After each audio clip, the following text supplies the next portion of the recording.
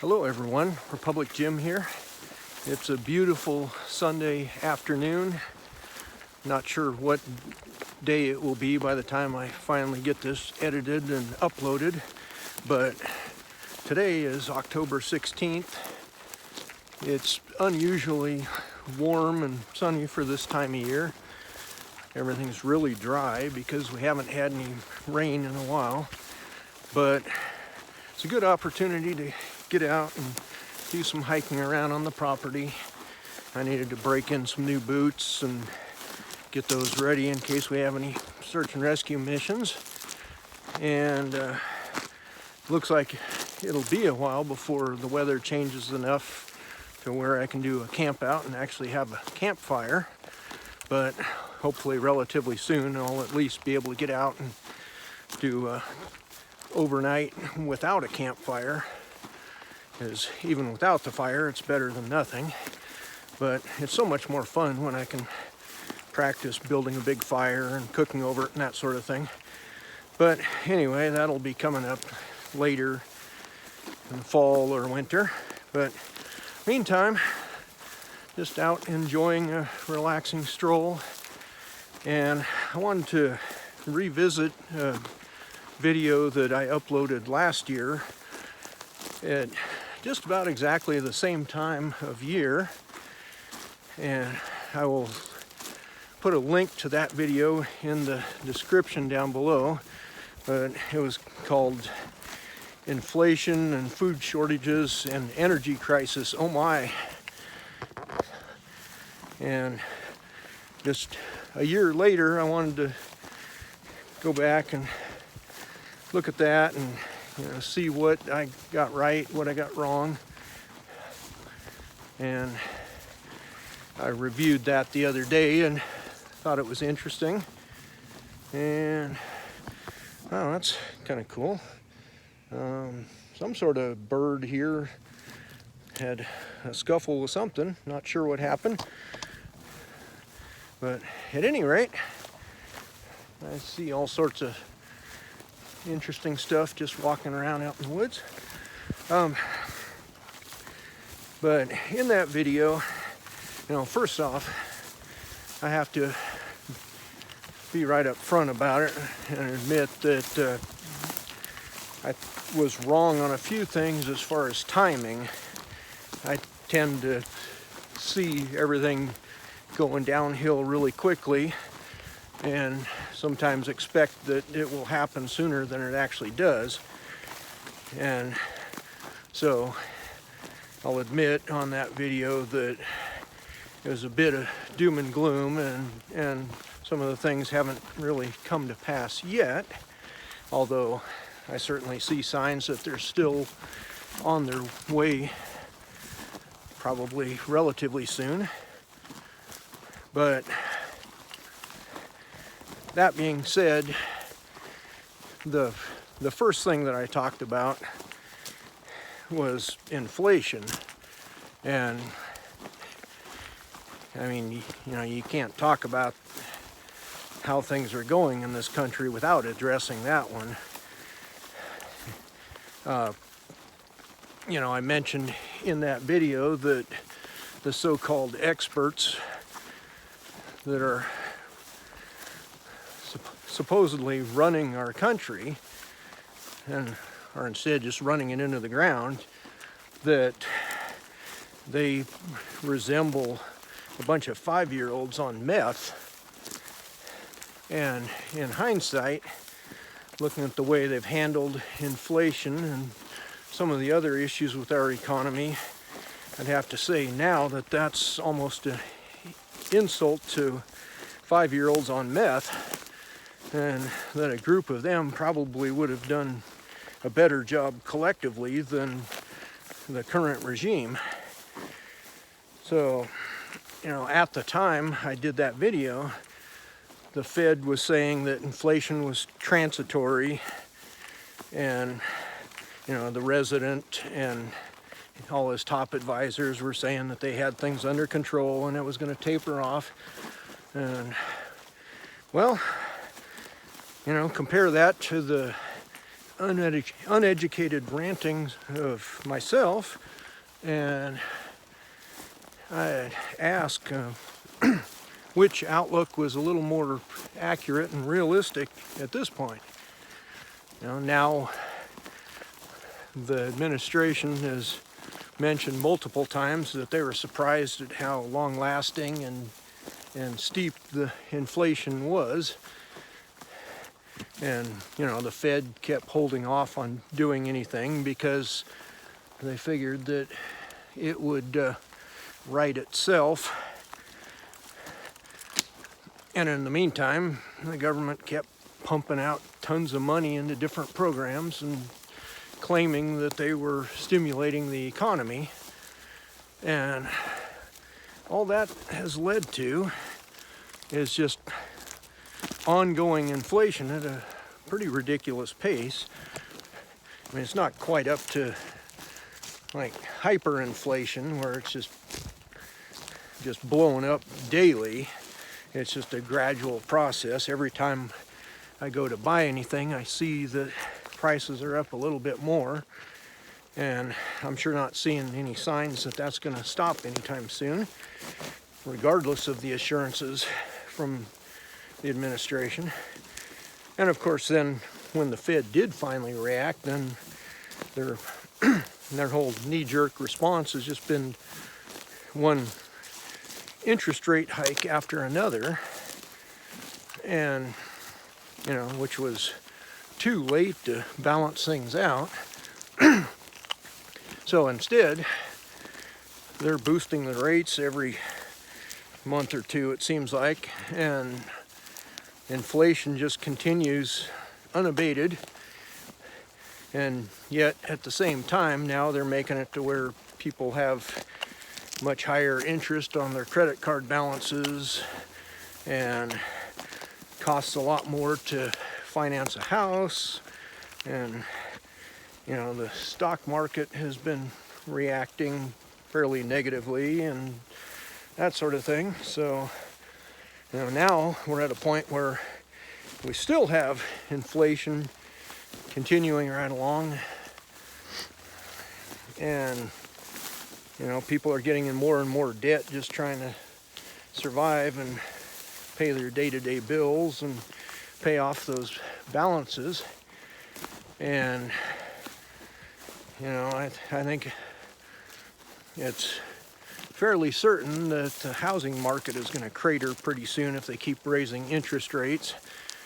I think right now it's already slowing down, and of course once the demand for housing dies down because of the cost, then all of a sudden housing values will drop, and we'll end up back where we were the last time we had the housing market crumble like that, and a lot of people underwater on their payments and that sort of thing. So anyway, as far as as far as inflation, I'd say that I called that one pretty accurately, even though I don't have any master's or PhD in economics or anything. But like I said at the time, anybody that's paying attention and knows anything about how the economy works could see that printing huge amounts of money and just dumping it into the economy was not going to have a good effect. And yet, just in the last day or two, we've had a senile old fool say that our economy is strong as hell. I think what he really meant is it's going to hell, but he's still insisting that that narrative is true, although the last 12 months have clearly demonstrated that everything is going the wrong direction as far as economy and inflation. And then our Secretary of Transportation today was shooting off his mouth too about the economy and how it's strong and things are recovering and we have historically low unemployment. And you know, they conveniently ignore the fact that companies everywhere are trying to hire and they can't get anybody just because so many people now in the last couple of years have just completely dropped out of the workforce. They might not be filing for unemployment, so you know, technically, yeah, we have historically low unemployment, but that doesn't mean that they're actually working, making an income. There's more and more homeless people and more people that are just living off of government programs, and that's really not a sustainable way to run the economy. And you know, the companies that can't get the help that they need, then they're not able to produce as much as what they need to, which then keeps demand high. And you know, what does high demand and low supply lead to? More inflation. Seems pretty elementary, but these morons that are running the show just can't seem to grasp those simple concepts. But like I said, that was the one in that previous video that I really nailed, both as far as timing and effect.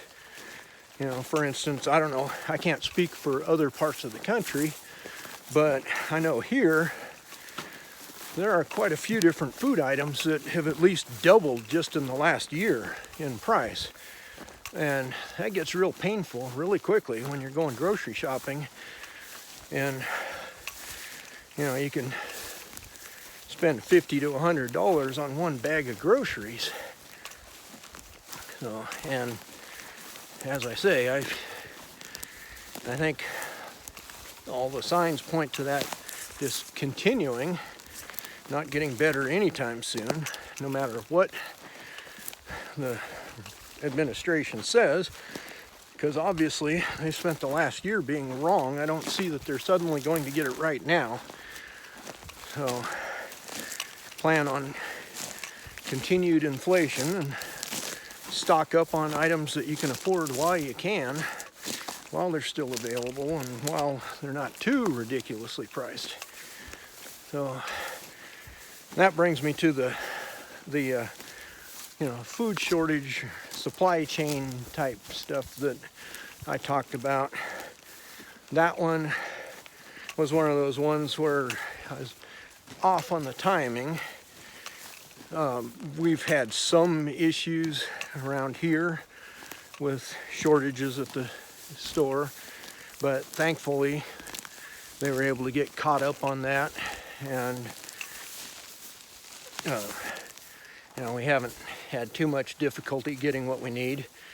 I have seen there's still a lot of issues that are looming in the future, so I think I am right on that issue also, but just off on the timing.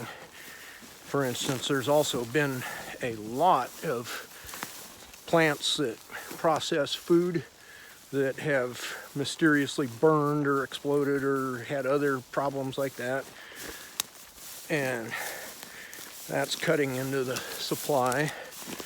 And excuse me,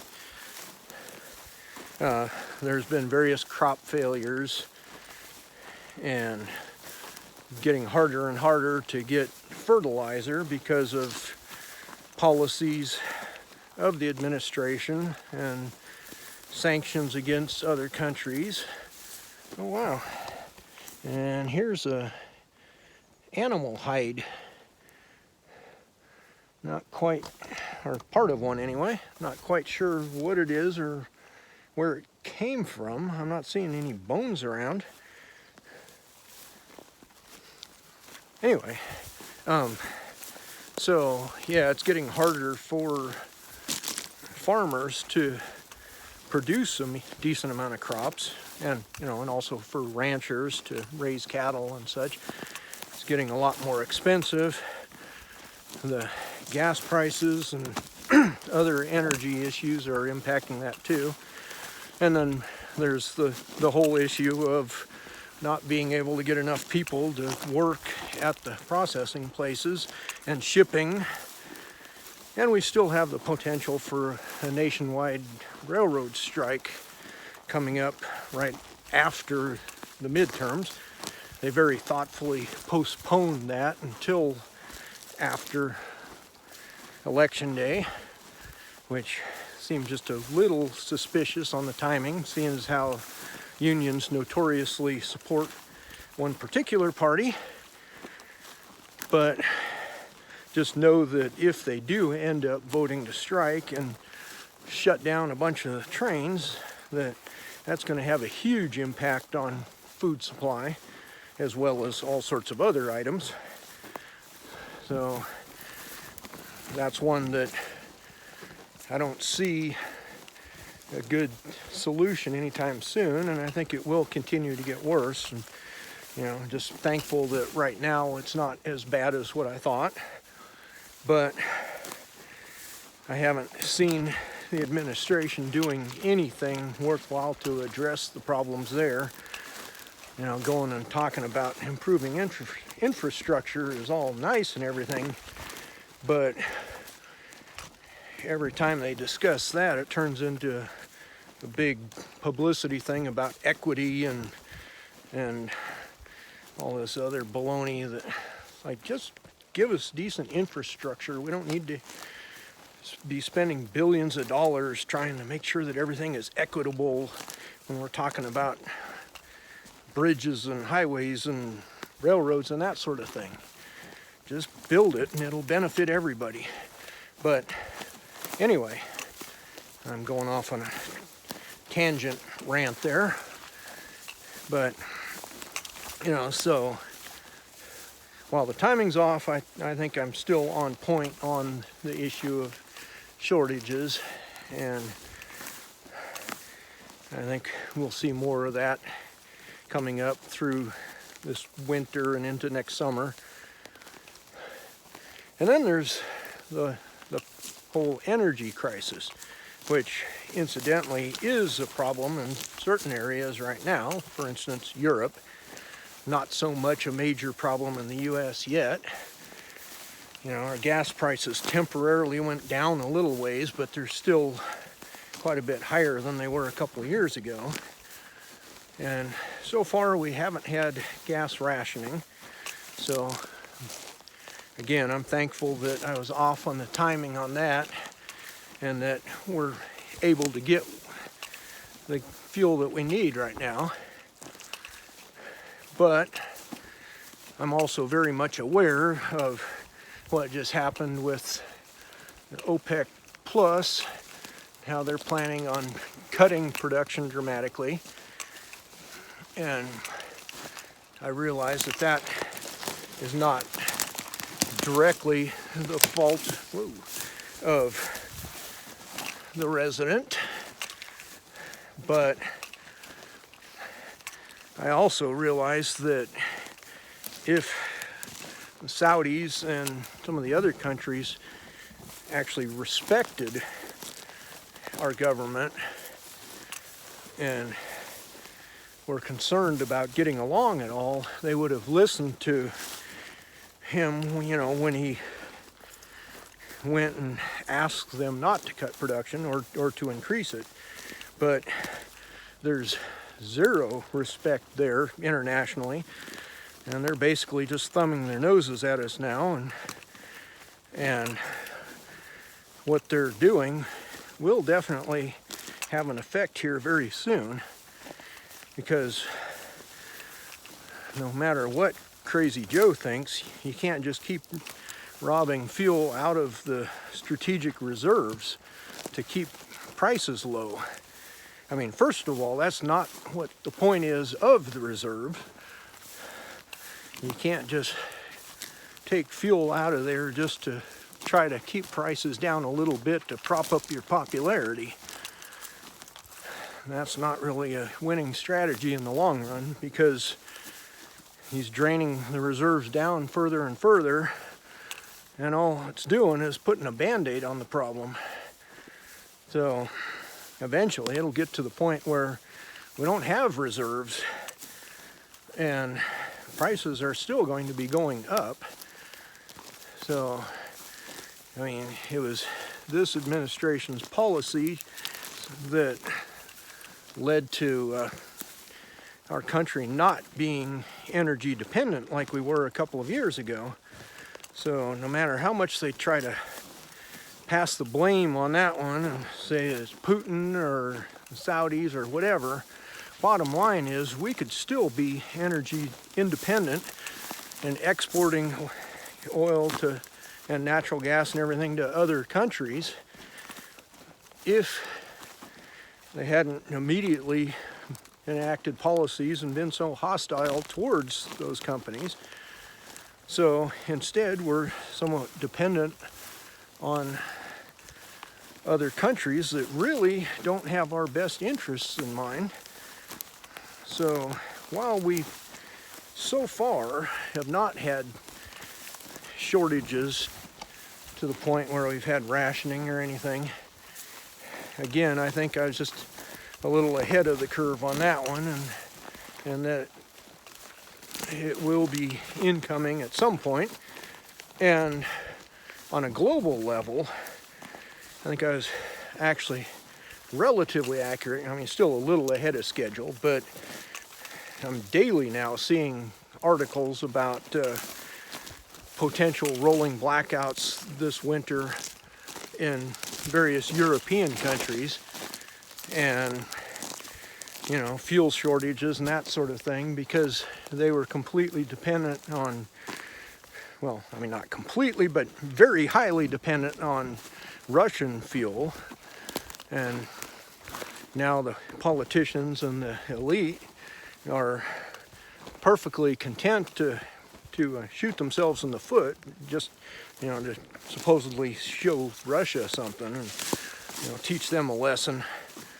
And all it's going to do is cause a lot of unnecessary suffering for their own citizens this winter when they're not able to keep their houses heated or keep the lights on and that sort of thing. So, you know, it's going to get ugly there first before it really hits home in the U.S. But I think that'll give us a preview of what we can look forward to here. You know, and unfortunately, a big part of that is this whole emphasis on transitioning to green energy. And, you know, they're shutting down all kinds of sources of reliable and relatively inexpensive energy. And instead, we're going to sources that can't provide as much as we need, frequently are unavailable, and it costs a lot more to generate when it's doing it. And then of course there's the whole issue of a lot of the solar panels or the metals needed for that and everything coming from China and other countries that really have no reason to care about us. So the bottom line is, if there's any shortage, they're going to keep it for themselves or sell it to their allies, and it's not going to be benefiting us. So, you know, it's, I guess even in the U.S. in some places, I mean, there's the potential for rolling blackouts as our energy grid can't keep up with the demand, and everybody's buying EVs that have to be charged up and that sort of thing. It's not going to play out too well, especially in areas where they're trying to take out dams that generate lots of power and instead put in wind turbines that don't generate nearly as much and don't do it as consistently. So, you know, we could see some rolling blackouts this winter if a lot of people are trying to heat with electricity all at once and that sort of thing. But more likely at this point, I don't think it'll affect us too much until maybe next summer, when, you know, if we have another hot summer and everybody's using air conditioning and that sort of thing, then it could get out of hand, kind of like what California's been dealing with. But